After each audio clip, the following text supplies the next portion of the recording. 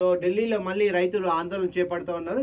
So దానికోసమే Dikshita ban right కూడా వేయలేదు. కనీస మద్దతు ధరకు కేంద్ర చట్టబద్ధత కల్పించాలన్న డిమాండ్లతో రైతన్నలు మరోసారి గద్దించారు. పంజాబ్ హర్యానా సరిహద్దుల్లో శంభు శిబిరం నుంచి రైతులు శుక్రవారం దేశ రాజధాని ఢిల్లీ దిశగా పాదయాత్ర జాతి ప్రారంభించారు. కొంత దూరం సాగగానే హర్యానా పోలీసులు అడ్డుకున్నారు. అయినా రైతులు ఆగకుండా ముందుకెళ్లారు. దీంతో పోలీసులు బాష్పవాయు గొలలు ప్రయోగించారు. రైతులకు ఎప్పటికైనా కష్టం, ఏ ప్రభుత్వం వచ్చినా రైతుల కష్టాన్ని మాత్రం తీర్చలేంది.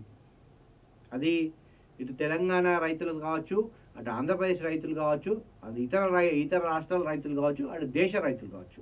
సో ఏ రాష్ట్ర రైతులు అన్నా సరే కేంద్ర ప్రభుత్వం అటు రాష్ట్ర ప్రభుత్వం ఎప్పుడు కూడా రైతులకు అన్యాయమే చేస్తూ ఉంటుంది.